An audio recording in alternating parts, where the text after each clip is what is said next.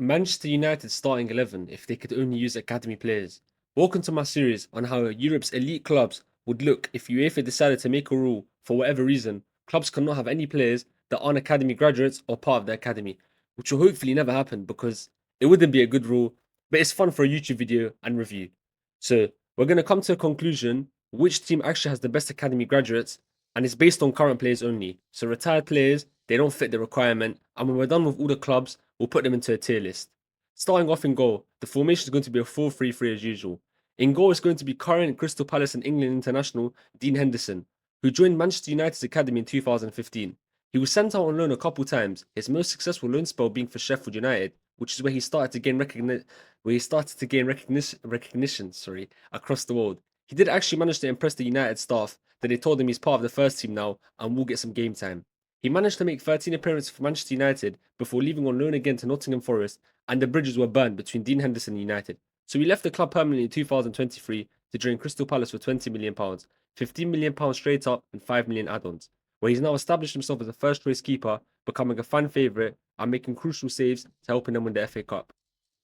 At left back is current Real Madrid and Spanish defender Alvaro Carreras, who made zero first-team appearances for Manchester United.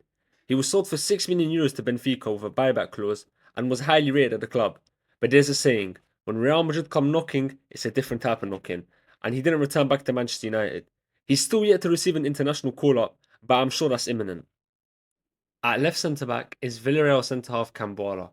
This is a throwback. Even though he didn't leave too long ago, I remember when he was first brought into the Manchester United first team due to an injury crisis, and he actually impressed. He looked composed and physical for a young centre-half with no first team experience. I was surprised when United let him go in the summer. He moved to Villarreal last season for €11.5 million and featured 19 times, helping him secure Champions League football. However, this season he's been injured and unfortunately not been able to feature in a game at all. At left centre-back is current Everton and England defender Michael Keane, who managed to only make one appearance for Manchester United. He joined the club in 2004, spending 7 years in the academy before leaving permanently in 2015, where Burnley bought him for £2 million. Everton then bought him off Burnley for £30 million, and there were reports before his move to Everton that Manchester United are interested in bringing back Michael Keane to the club, but it ultimately never went through. He's been at Everton for almost 10 years, making 215 appearances, and he's scored 3 goals in the Premier League so far this season. Not bad for a centre-back at all. At right back, completing the back line, is current Burnley and Congolese international Tuanzebe. What do you not know about his performance in the Parc des Princes, locking up Mbappe and Neymar?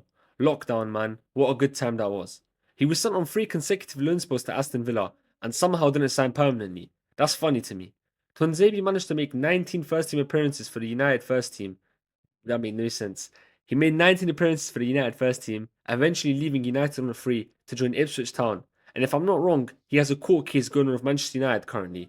He is at our Premier League side right now, which is Burnley, where he's become a regular and even got his first goal for the club against Tottenham recently. Now, moving on to the midfield. All 3 of the midfielders can play DM and centre mid cam. They're versatile midfielders, but I'm going to pick current Napoli and Scottish international Scott McTominay in the CDM role. Scott McTominay, the hold of the Serie A MVP right now. Where do I even start with you? The 29-year-old joined Manchester United's academy in 2002, and he managed to get a first-team appearance in 2017. Ever since then, he's been part of the first team. He managed to feature 225 times for the club, scoring 29 goals. Towards the end of his United tenure, he became a box crusher. He was sold in the summer of 2024 for 25.7 million, and I hear a lot of United fans still complaining about the fact that he was ever let go of in the first place, especially since he's been at the club for 22 years in that moment of time and just had his best season for the club. At left central midfield is the first and only player in the starting 11 to actually still be at the club. It's current Manchester United and England international Kobbie Mainoo, who seemed likely to leave the club either this January transfer window or in the summer, but ever since Carrick has taken over, there's reports that he's keen on signing a new contract. He managed to break into the United side in the 2023-24 season and had one of the greatest breakout seasons I've ever seen from a player who's just been introduced to the first team. His most iconic moment so far in a United shirt was his FA Cup final performance against City. That finish was elite. He helped Man United win the FA Cup, and I'm sure he'll be the future of the club because this boy is a gem. At right central midfield, completing the midfield is current Marseille and England international Angel Gomez, who's apparently just been loaned out to Wolves, so I'm not sure where that's even come from. He joined Manchester United's academy in 2006 and was brought into the first team in 2017.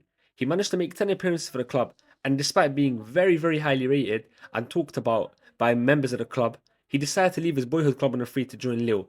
And it did kind of work out because he became a solid player for them and he earned his big move to Marseille in the most recent summer transfer window, where he's managed to feature 20 times, and score 4 goals.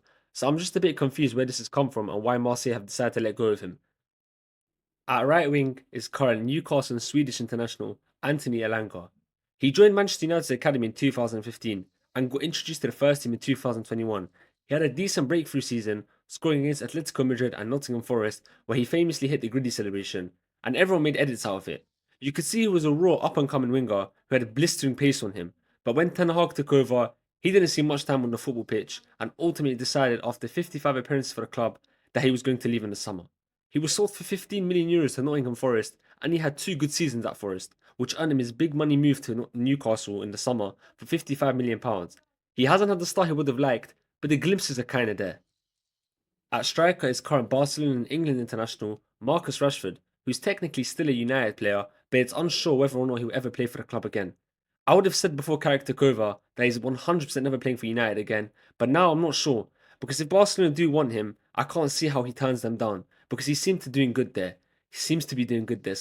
Flick seems to rate him highly, and Lewandowski could be leaving at the end of the season, so Rashford could be the replacement, even though he prefers playing on the left. They do kind of need him, Barcelona, so I can see him going there. He joined Manchester United's academy in 2005 and got called up to the first team in 2015, where he basically scored in all of his debuts. After 426 appearances, Rashford left the club on loan to Aston Villa, where he gained some of his form back and attracted the eyes of Barcelona, where he currently is at, obviously. After 20 years at the club, he's most likely to leave the club permanently in the summer. At left wing, completing the attack and starting 11, is current Chelsea and Argentine international Alejandro Garnacho, who just left the club in the most recent summer transfer window. He joined Manchester United's academy in 2020 from Atletico Madrid and got brought into the first team in 2022. He had a promising breakthrough season at United, scoring some important goals for the club, but his form started to dip over the seasons and he fell out of Ruben Amorim, causing him to leave the club after 144 appearances for the club. He scored 26 goals in that time, but in the summer transfer window, he joined Chelsea for £40 million. That's Manchester United's academy starting 11 done. We'll be taking a look at their next door neighbours Manchester City in the next video. That's the end of the video, everyone. I hope you all enjoyed it. Thank you for watching.